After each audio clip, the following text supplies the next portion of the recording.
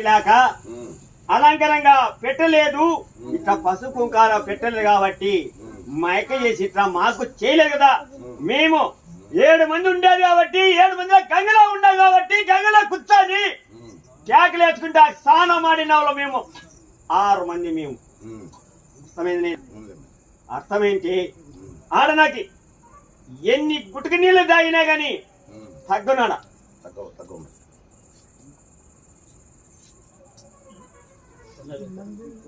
ఎడం బాగా నా బిడ్డ ఆలోచన చేసుకుంటా గంగ గడుపుకుంటా నాకు అదరు పుట్టింది. ఏ దాన్ని నేను పోవాలా, ఏ దారికి నీ కూర్చోవాలా, నాకు అదరు పుట్టింది కాబట్టి నేను వచ్చేసిన తల్లి.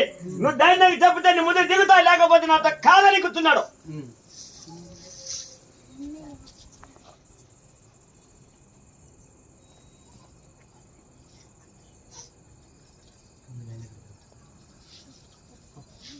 ఒక్కటే దారి ఉంది నేను అంటూ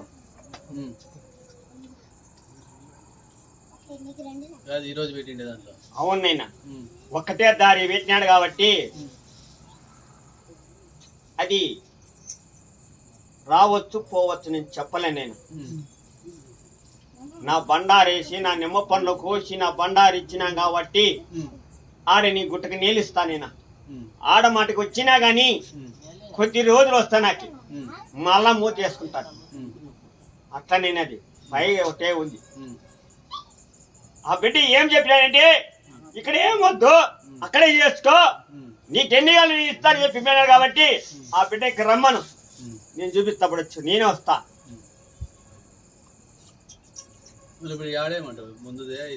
నాకు పూజ ఆడేసినావు, ఆడు చేసుకోపనైనా నా యాప చెట్టుకి పూజ చేసుకొని నా నిమ్మ పండ్లు కోసి నా పసుపు కుంకుమ వేసి నా మల్లె పూలు పెట్టి చేసుకోపో. నీకు 3 రకాలు వస్తుందనైనా నేను ఇంత పడతాది. అర్థమైందా? ఖచ్చితంగా నీకు ఇస్తానైనా నీళ్ళు. ఆడ ఒకటి ఉండాలి.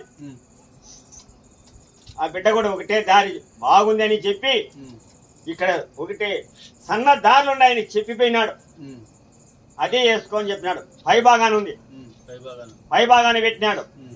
ఇదే మూలకి, ఈ మూలకి నేను ఆ మూలకి అట్లా పైన పెట్టినాడు. ఏమి కాదు నైనా వేసుకోపో. నేను ధైర్యంగా ఇచ్చినా కాబట్టి అడుగు నేను సర్పము ఆడుతున్నాను కాబట్టి ఆడని తిరుగుతాడా. బిడ్డ అక్కడే పోతున్నది. ఎందుకు కారణము పోయేది అది ఒక్కటే ఉంది కాబట్టి కొద్ది రోజులు వస్తుంది, కొద్ది రోజులు మూత వేసుకుంటుంది, మళ్ళీ బిడ్డ బాధపడతాడని ఆలోచన చేసుకుంటాడు.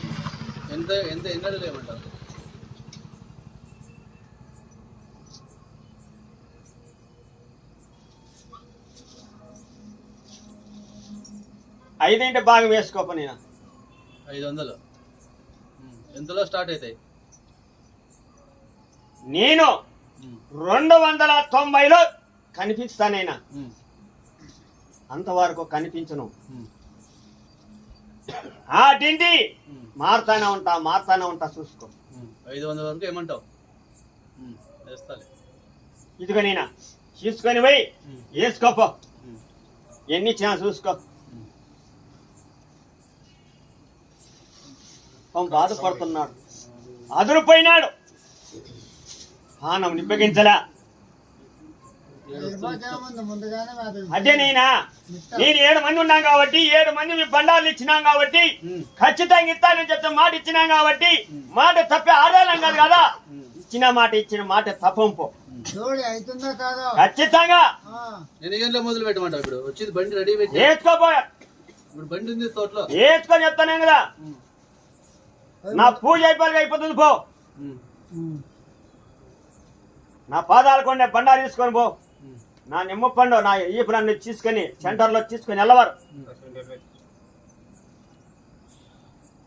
పోనైనా. నేను పోయాక నేనేంది బిడ్డలకు చెప్పేది లేదు.